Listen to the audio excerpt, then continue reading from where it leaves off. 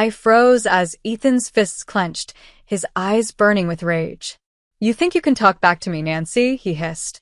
Before I could reply, he lunged toward me, his face twisted and angered when he raised both fists and slammed them into my stomach, sending a shockwave of pain through my already broken body. Gasping for air, I clutched my sides, helpless and confined to the hospital bed. The metallic taste of fear filled my mouth as the sound of footsteps rushed toward the door. Would this nightmare ever end? Or was this the moment I would lose everything? "My name is Nancy. I'm 43 years old, a housewife, and the mother of a 7-year-old daughter named Lily. From the outside, my life might seem picture-perfect, married to Ethan, a man who once promised me a lifetime of love and happiness. But appearances can be deceiving. When Ethan and I first met, he was everything I thought I wanted. Confident, attentive, and full of charm, he swept me off my feet effortlessly. We met at a mutual friend's dinner party, and from the moment our eyes locked, I felt a spark I had never known before. Ethan seemed perfect, always knowing the right things to say, the right gestures to make. Within a year, I was wearing his ring and planning a future I believed would be beautiful.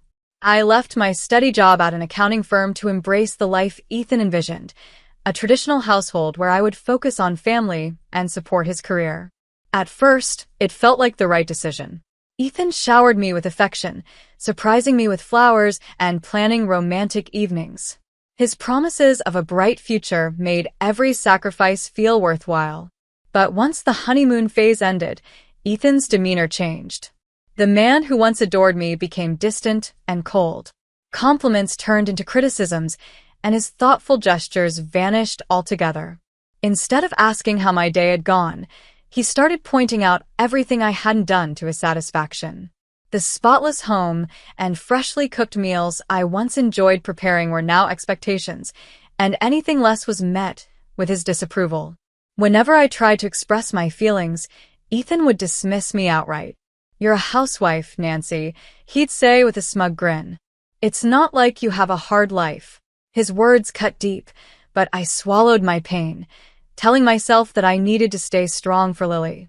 My daughter deserved a stable home, even if I had to endure Ethan's growing indifference to provide it. Over the years, I realized the man I had fallen in love with was gone.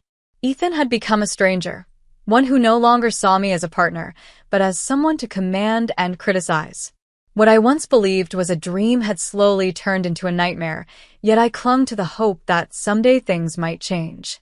Ethan's criticism became a constant in my life, a dark cloud hovering over every moment. No matter how much effort I put into keeping the house spotless or making sure dinner was ready when he walked through the door, it was never enough. He always found something to complain about. "You missed a spot on the counter," he'd say as he dropped his bag on the kitchen table. Or, "Why isn't Lily ready for bed yet? What do you even do all day?" His words felt like tiny cuts, slowly eroding my confidence. At first, I tried to reason with him, explaining how much effort I put into managing everything. But my words always fell on deaf ears. "You're just making excuses, Nancy," he'd reply. "You have one job, to take care of this house and our family. Why is that so hard?" Ethan's frequent job changes only made things worse. Each time he came home with news of being let go or quitting, he would blame everyone but himself. His bosses were unfair, his co-workers incompetent.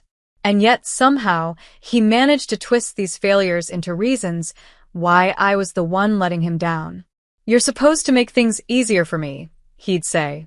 "Instead, you're just another problem I have to deal with." I often felt like I was raising two children, Lily and Ethan. While I did everything to make Lily's childhood happy and safe, Ethan's unpredictable moods made it a constant challenge. He would criticize her, too, scolding her for minor things like leaving toys on the floor or talking too loudly. I found myself stepping in, trying to shield her from his harshness. "Don't take that tone with her," I'd say firmly, only for him to turn his anger on me. "Maybe if you taught her some discipline, I wouldn't have to," he'd snap back. As the years passed, I stopped trying to argue. It was exhausting, and I knew it would only escalate. Instead, I focused on Lily, pouring all my energy into giving her a sense of stability and love, even as my own spirit wore thin. Ethan, on the other hand, seemed to thrive on control. The man I had once admired had become someone I barely recognized, a man whose words and actions left me feeling small and invisible. And yet, I stayed. For Lily, I told myself. For the hope that one day things might get better. It was a typical Tuesday evening, and I had just finished grocery shopping. My mind was preoccupied with the long list of tasks waiting for me at home, preparing dinner, checking Lily's homework, and tidying up the kitchen. As I crossed the street with bags in hand, I never saw the car coming. The screech of tires and the blaring of the horn were the last things I heard before everything went black. When I woke up, I was in a hospital bed, my body aching and immobilized. Both of my legs were in casts, and every breath sent sharp pain through my ribs. A nurse stood beside me, explaining that I had been hit by a speeding car. My injuries were severe, and my recovery would take months. In those first few days, I felt utterly helpless. Tasks I had taken for granted, sitting up, eating, even reaching for a glass of water, were impossible without assistance.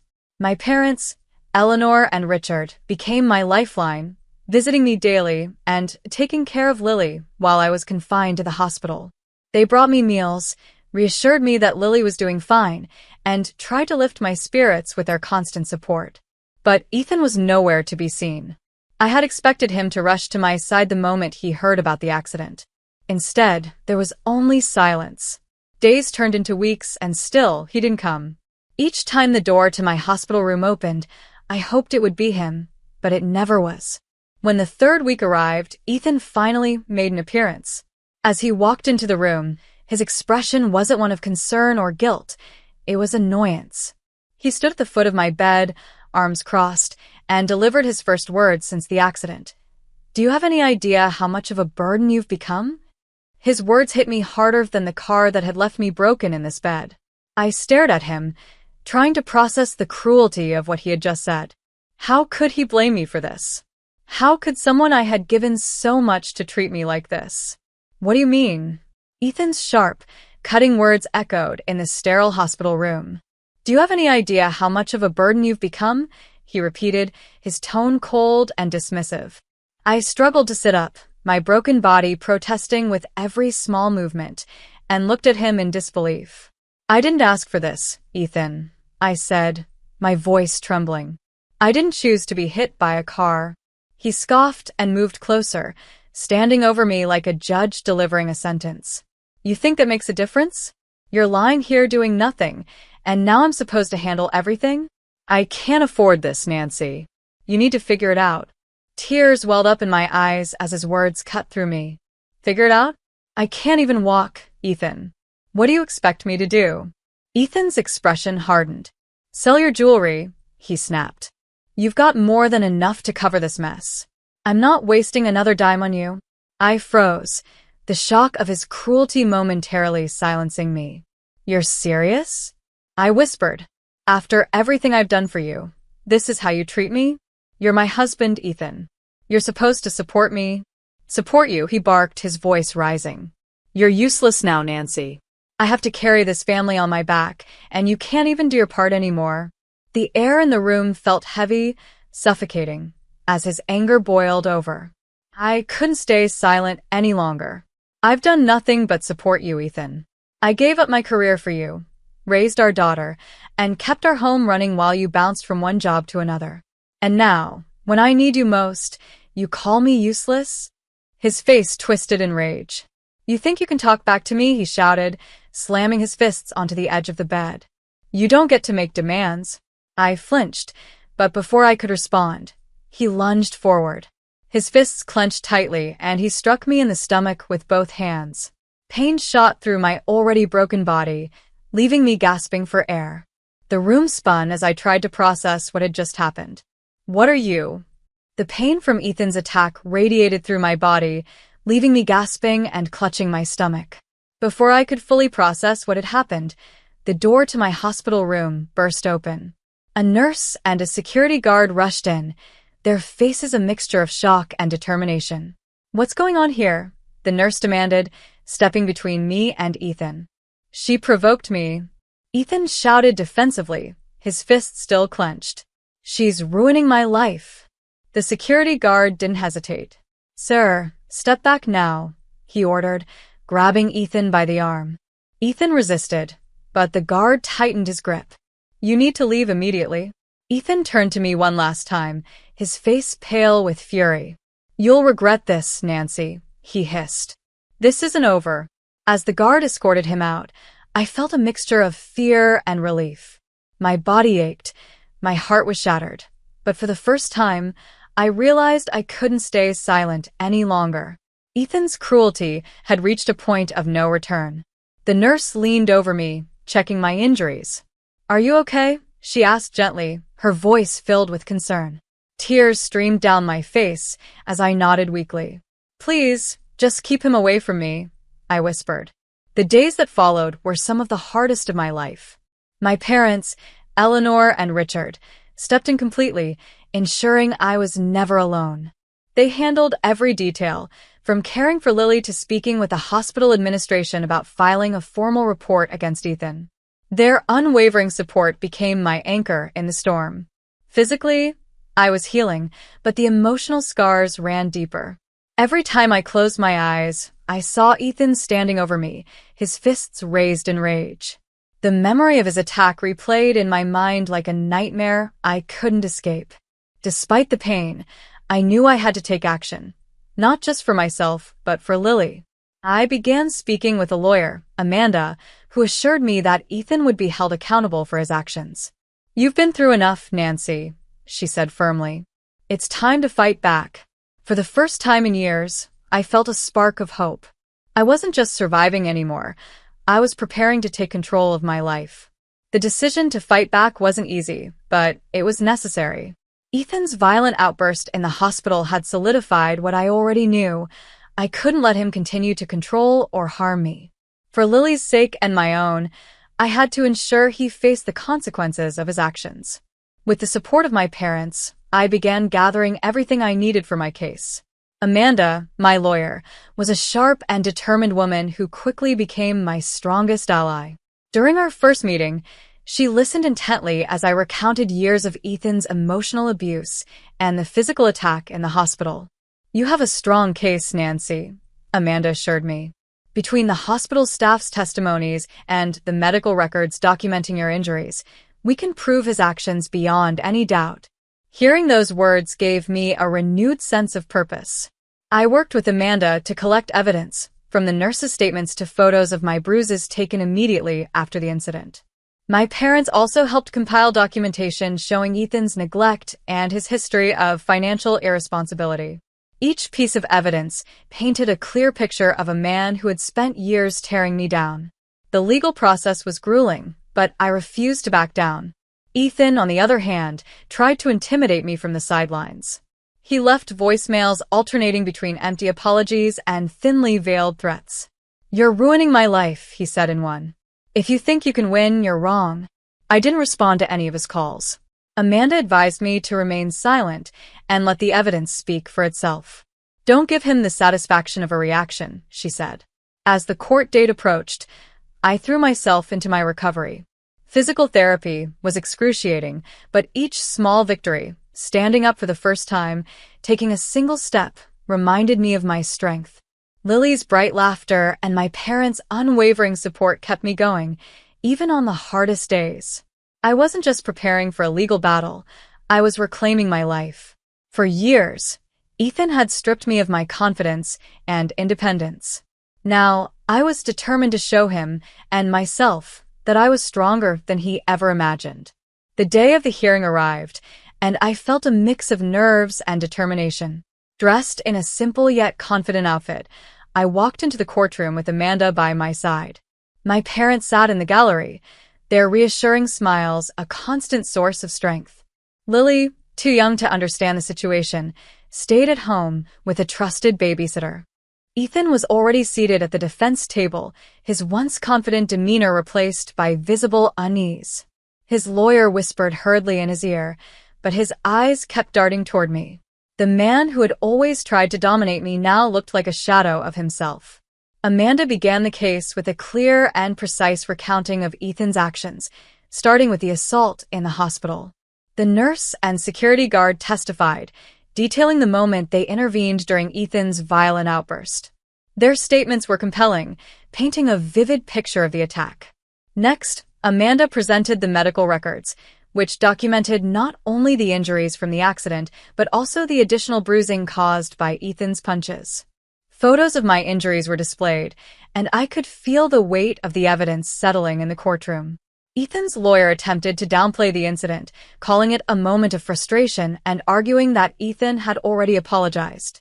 But Amanda wasn't having any of it. She methodically dismantled every excuse, emphasizing Ethan's history of emotional abuse and neglect. "This isn't just about one incident," Amanda said, her voice firm. "This is the culmination of years of cruelty, manipulation, and violence.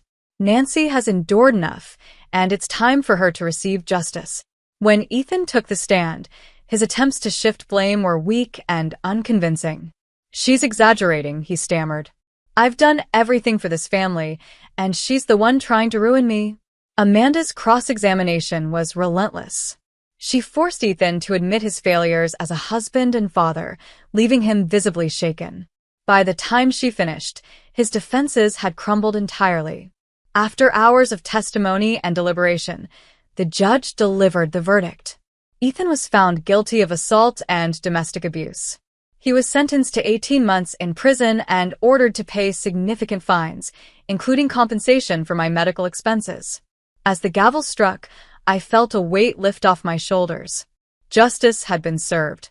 As the courtroom gavel struck, signaling Ethan's conviction, a wave of relief washed over me. Justice had finally been served. I left the courthouse with my parents by my side, their reassuring presence a constant reminder that I was no longer alone in this fight. For the first time in years, I felt a sense of freedom to build a life where Lily and I could thrive without fear. Within weeks of the verdict, I found a cozy apartment in a quiet neighborhood. It wasn't large, but it was everything I needed to create a fresh start for us. Each piece of furniture and every decoration felt symbolic of a life reclaimed. Moving into our new home gave me a renewed sense of purpose, and Lily's laughter echoed through the rooms, filling the space with hope. Determined to provide for her and secure our future, I decided to explore something new. One evening, as Lily and I sat watching videos online, an idea sparked in my mind. What if I shared my story, not just the struggles, but the strength it took to overcome them?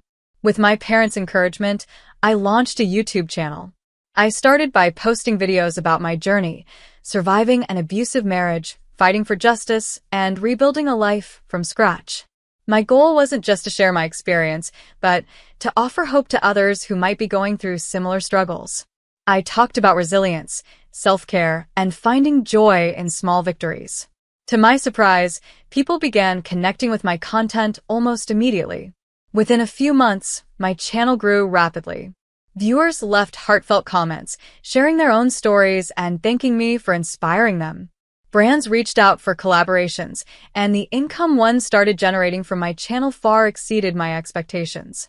For the first time in years, I felt financially independent. The success of the channel allowed me to not only secure Lily's future, but also pursue dreams I had long buried. I began saving for her education and planning fun trips for us, creating memories I hoped she would cherish forever. Our small apartment became a haven of joy and laughter. Every night, as Lily and I cooked dinner together or sat on the couch watching her favorite shows, I felt immense gratitude for the life we had rebuilt. I was no longer the woman Ethan had tried to break. I was stronger, wiser, and happier. And with Lily by my side, I knew our future was bright. Thank you so much for watching and supporting my channel. If you enjoyed this story and found it inspiring, don't forget to like this video. Your support motivates me to share more stories like this. Comment below. I'd love to hear your thoughts and connect with you. Have you faced challenges like these? Or do you know someone who has? Let's start a conversation. Subscribe to my channel. Don't miss out on more empowering stories. life lessons, and tips to navigate tough times. Hit the bell icon to stay updated with every new video. Your support means the world to me. Together, we can build a community of strength, hope, and positivity. Thank you for being a part of this journey. See you in the next video.